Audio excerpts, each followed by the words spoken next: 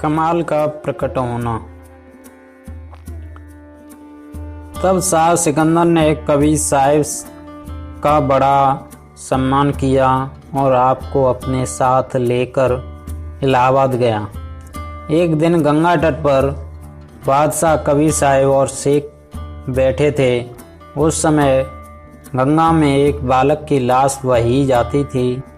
शेख ने कहा कि एक कवि साहिब, गंगा में जो मुर्दा बहा जाता है उसको आप जीवित करो। तब कवि साहिब ने कहा कि ए मुर्दे उठ कुदरत के कमाल से। तब वह मुर्दा खड़ा हुआ। जब कवि साहिब ने उस मुर्दे को जीवित किया तब बादशाह और शेख एकदम आश्चर्य में आकर बोल उठे कि वह आपने तो बड़ा कमाल किया। कवि साहिब ने कहा, अच्छा लो, आज से इस लड़के का नाम भी कमाल हुआ। यह जगत में मेरा पुत्र कहलाकर प्रसिद्ध होगा। उसी दिन से कमाल हुआ। वह कबीर का पुत्र कमाल कहलाता है। इस प्रकार शेख ने कवि साहिब से 52 लीलाएं देखीं। तब बादशाह और शेख जी दोनों कर जोड़कर खड़े हुए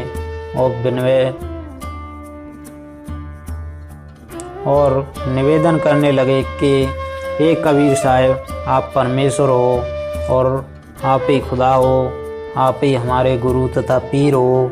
हमारा आप सब अपराध क्षमा करो। तब कबीर साहिब ने कहा कि आपका कुछ दोष नहीं है। कबीर साहिब के भंडारे का वृतांत।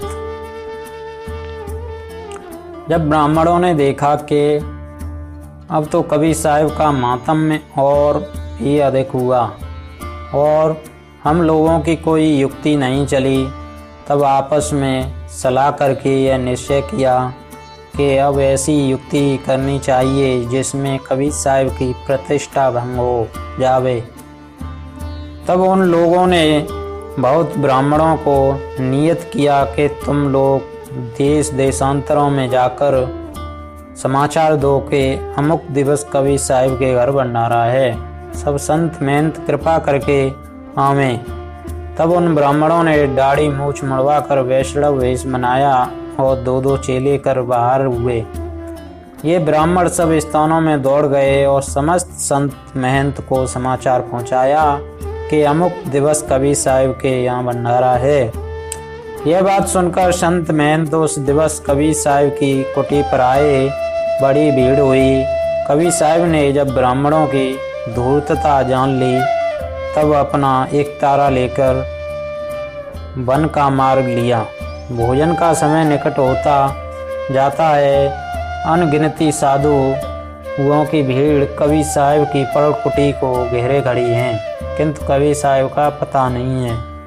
कवि साहिब के न मिलने से भेष में कोलाहल होने लगा।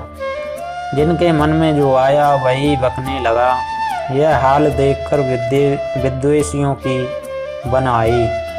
सब अपने मन में ही मन अपनी सफलता जान प्रसन्न होने लगे।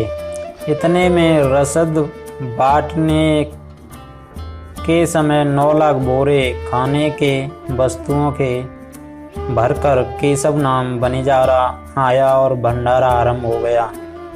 सब साधुओं की सेवा तथा पहुनाई आरंभ हो गई। किसी को यह जानना पड़ा कि यह कौन लोग हैं तथा कहाँ से आए हैं जो भंडारा कर रहे हैं। 15 दिन पर्यंत बराबर भंडारा होता रहा। इसके उपरांत समस्त संत महंत को भेंट तथा वस्त्रादि देकर केशव ने विदा किया और सब धन्य कबीर और जय कबीर कहते हुए विदा हुए और विद्वेषी ब्राह्मण सब मुँह पसार कर रह गए, कुछ न बना।